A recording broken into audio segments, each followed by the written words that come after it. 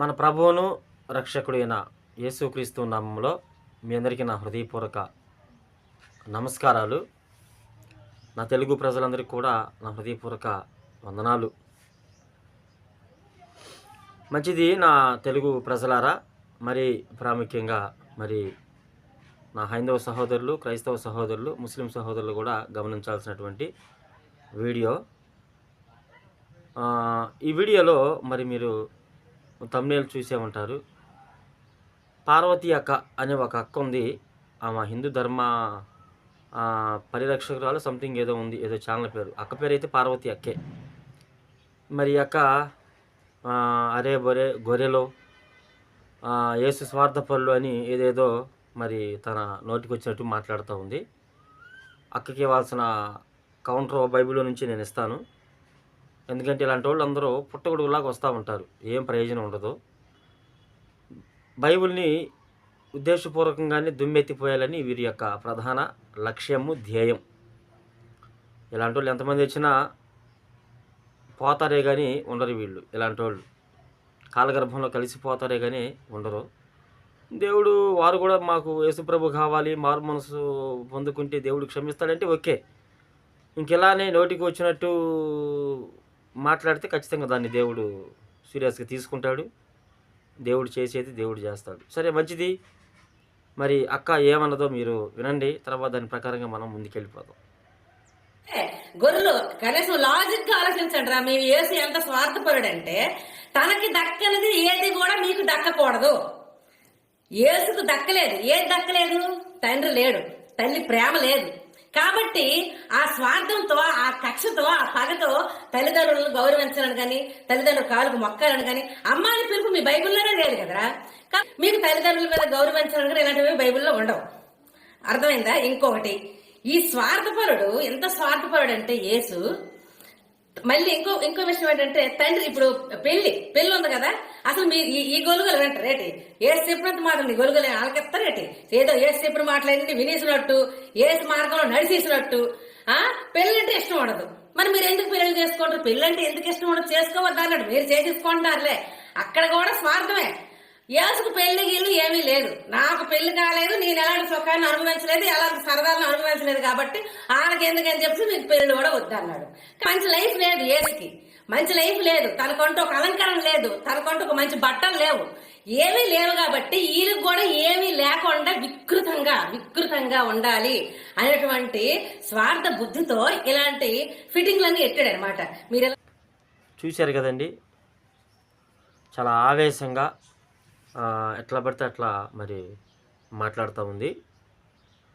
సరే, ఏమన్నదో నేను ఒక్కొక్కటికి మీకు వివరిస్తాను. ఆయన తండ్రి లేనివాడని, తల్లి ప్రేమ లేదని, అమ్మ అని పిలుపు బైబిల్లో లేదంట. తల్లిదండ్రులకి మొక్కాలట, తల్లిదండ్రులు గౌరవించాలని కూడా లేదంట బైబిల్లో. సరే, ఆయనకి తల్లిదండ్రులు ఎందుకు లేరో చెప్తానక్క. ఆయన దేవుడు కాబట్టి, మీరు పూజించేటువంటి దేవుళ్ళు వంటి వాడు కాదు నా దేవుడు. నా దేవుడు పరిశుద్ధుడు, నా దేవుడు నిత్య పరిశుద్ధుడు, నిత్య దైవత్వం కలిగిన వాడు ఆయన. అర్థమవుతుందా? సో ఆయనకి తల్లిదండ్రులు ఉండాల్సిన అవసరం లేదు. ఆయనే ఒక ప్రేమ స్వరూపని బైబిల్ చదువుతుంది. ఇంకా ఆయనకి ప్రేమ ఎందుకు? తర్వాత తల్లిదండ్రులను గౌరవించమని బైబిల్ చెప్పలేదా? నిర్గమాకాండము 20వ అధ్యాయము బైబిల్ గ్రంథంలో 20:12 ఉంది కదా, తల్లిదండ్రులను సన్మానించు, నువ్వు దీర్ఘాయుష్మంతుడు అవునట్లని. తర్వాత తల్లిదండ్రులకు మొక్కాలి. తల్లిదండ్రులకు ఎందుకు మొక్కాలి? వాళ్ళు నిన్ను సృష్టించారా? వాళ్ళ ప్రమేయం లేకుండా దేవుడు నిన్ను గర్భంలో వేసాడు, నన్ను గర్భంలో వేసాడు. ప్రతి ఒక్కరు అలానే పుట్టాం మన తల్లిదండ్రుల గర్భాల్లో. వాళ్ళు ఏమన్నా దేవుళ్ళ? వాళ్ళకు కూడా దేవుడు నా యేసు. వాళ్ళకి భయపడమని వాక్యం సెలవిస్తుంది. కానీ చూడు, తల్లిదండ్రులకు ప్రతివాడు భయపడవలను. లేవీకాండము 19వ అధ్యాయము 3వ వచనం. భయపడాలి, ఎందుకంటే మనల్ని కన్నారు అంతే. మన కనే విషయంలో, మనల్ని డిజైన్ చేసే విషయంలో వాళ్ళ ప్రమేయం లేదు. శారీరక ధర్మం జరిగించినప్పుడు మనం పుడతాం అంతే. లోపల ఆ గర్భంలో క్రియ చేసేది దేవుడు. వాళ్ళకెందుకు మొక్కాలి? దేవునికి కదా మొక్కాల్సిందే. ఏం మాట్లాడుతున్నావో నువ్వే ఒకసారి ఆలోచన చేసుకోవాలక్క. అర్థమవుతుందా? ఆలోచన చేసుకో. సో భయపడాలి కానీ తల్లిదండ్రులకి వాళ్ళు చెప్పిన మాట లోబడి వినాలి కానీ మొక్కకూడదక్క. సరే, అమ్మ అన్న పదం లేదన్న బైబిల్ గ్రంథంలో. మరి యోహాను సువార్త 19:26 యేసు శిలువ మీద ఉండి, అమ్మా ఇదిగో నీ నీ కుమారుడని, అంటే యేసు ప్రభు ప్రేమించిన శిష్యుడు కడదాకా ఉన్నాడు యోహాను చూసి, అమ్మా ఇదిగో నీ కుమారుడు. మరి అమ్మ అన్న పదం ఉంది కదక్క, బైబిల్ చదవాలక్క, కొంచెం నువ్వు బైబిల్ చదివి మాట్లాడాక అప్పుడు మేము స్వీకరిస్తామక్క. అంతేగాని నోరు ఉంది కదా అని చెప్పేసి అట్లా మాట్లాడకూడదక్క. మేము కూడా మాట్లాడితే ఇక నువ్వు ఆడపిల్లవక్క, కొంచెం ఆలోచన చేయి, అర్థం చేసుకోక, సరేనా?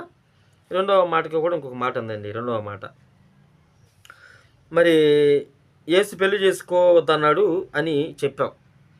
ఇంకా చాలా ఉంది ఆ సంగతిలో. అయినా వీళ్ళు వినర్లే, వీళ్ళు యేసు మార్గంలో వచ్చామనుకుంటారు, కానీ వీళ్ళు పూర్తిగా యేసు మార్గంలోనికి రాలేదు. యేసు పెళ్లి చేసుకోవద్దన్నాడు, అయినా వీళ్ళు చేసుకుంటారు అని ఒక మాట మాట్లాడడం జరిగింది. అక్క ఒక వచనం చూపి అక్క. బాయ్ శిష్యులారా, బాయ్ విశ్వాసులారా, క్రైస్తవులారా, యూదులారా, మీరెవరు కూడా పెళ్లి చేసుకోవద్దు, ఇంక మీరందరూ నన్నే ఫాలో అవ్వండి, పెళ్లి చేసుకోకుండా అన్న మాట యేసు ప్రభు ఎక్కడ అన్నాడో నాకు చూపించక్క. మరి నేను పెళ్లి చేసుకున్నానక్క, చాలామంది పెళ్లి చేస్తున్నారక్క, చూపించక్క నాకుంటే. ఏం మాట్లాడుతున్నావు అక్క, ఆలోచన చేయాలక్క కొంచెం, సరేనా? తర్వాత ఇప్పుడు యేసు పెళ్లి చేసుకోలేదన్నావు. నేను ముందే చెప్పా, నా దేవుడు మీలాంటి దేవుడు కాదు. మీ దేవుళ్ళు అన్నా ఒకళ్ళిద్దరం చేసుకుంటారు.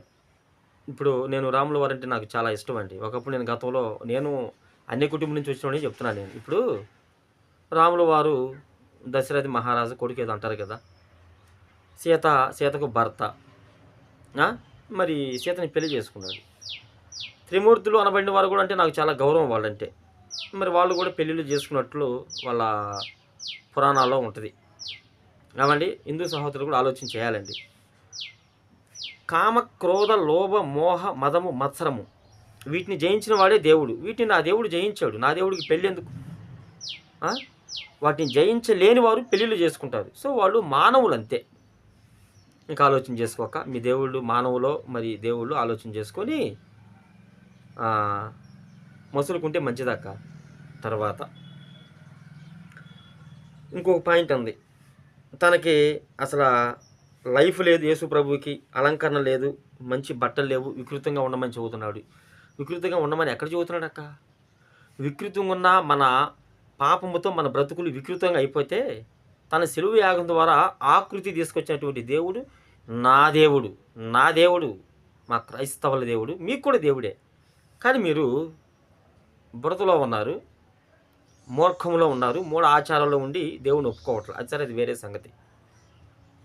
పాపముతో వికృతమైపోయిన బ్రతుకుల్ని తన రక్తం ద్వారా ఆయన మానవ రూపాలని, మానవ జీవితాలని ఒక ఆకృతిగా చెక్కాడు. ఆయన లైఫ్ లేదన్నావు, నీకోసమేనక్క ఆయన లైఫ్ లేకుండా చేసుకుంది. తన జీవితాన్ని దారిపోసాడక్క. పార్వతక్క నీకోసమేనక్క, హైందవుల కోసమక్క, ముస్లిమ్స్ కోసమక్క, ఇప్పుడు క్రైస్తవులుగా పిలువబడుతున్న వారి కోసమక్క, అందరి కోసమక్క. మరి అలంకరణ లేదా? ఎందుకక్క? ఆయన సుందరుడు, అతి సుందరుడు అని బైబిల్ సెలవిస్తూ ఉందక్క. ఆయనకి ఇక సుందరుడికి అలంకరణ ఏముందక్క? తర్వాత ఈ బట్టలు లేవు అని అనడం కూడా జరిగిందక్క. నువ్వు ఆ మాట అన్నావు, బట్టలు లేవని. అక్క, ఆయనకి నిలువుటంగి అని ఒక నిలువుటంగి అని ఒక వస్త్రం ఉందక్క ఆయనకి. దాని ఖరీదు కూడా నువ్వు చేయలేవక్క. అర్థమైందా? జనప నార అనే నారతో అది నేయబడిందక్క. దాని ఖరీదు కూడా నువ్వు చేయలేవక్క.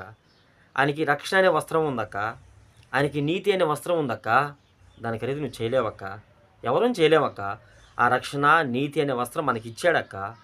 పాపులంగా ఉన్న మనందరిని కూడా ప్రేమించాడక్క. అందుకని ఆ రక్షణ, నీతి అనే వస్త్రాన్ని మనకిచ్చి ఆయన మన నిమిత్తం ఆయన ఒకే ఒక అంగీతో సిలువుకి ఎక్కాడక్క. ఆయనకి వస్త్రం లేకపోవటం ఏంటక్క? ఆయనకి బట్టలు లేకపోవటం ఏంటక్క? ఈ సృష్టి ఆయనదైతే. కాబట్టి ఆలోచన చేయక్క.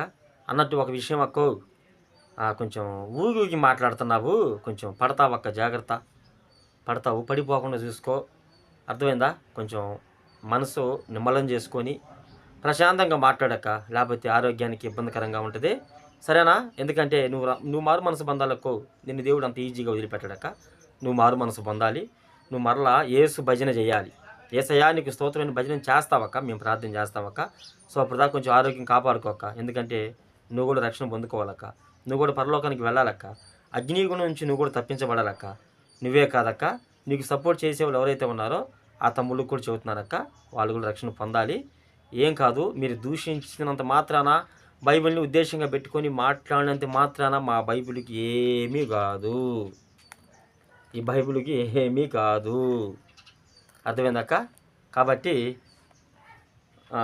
ఆలోచన చేయక ఈ వీడియో బైబిల్ చదివి సద్విమర్శ చేయక మేము తీసుకుంటాం, ఏదైనా ఉంటే దిద్దుకుంటాం. కానీ అట్లా ఎగబడి మాట్లాడటం అది సంస్కారం కాదక్క. మేము కూడా మాట్లాడితే చాలా మాటలు మాట్లాడతాం అక్క. సో మీకు మాకు చాలా తేడా ఉంది, అర్థమవుతుందా?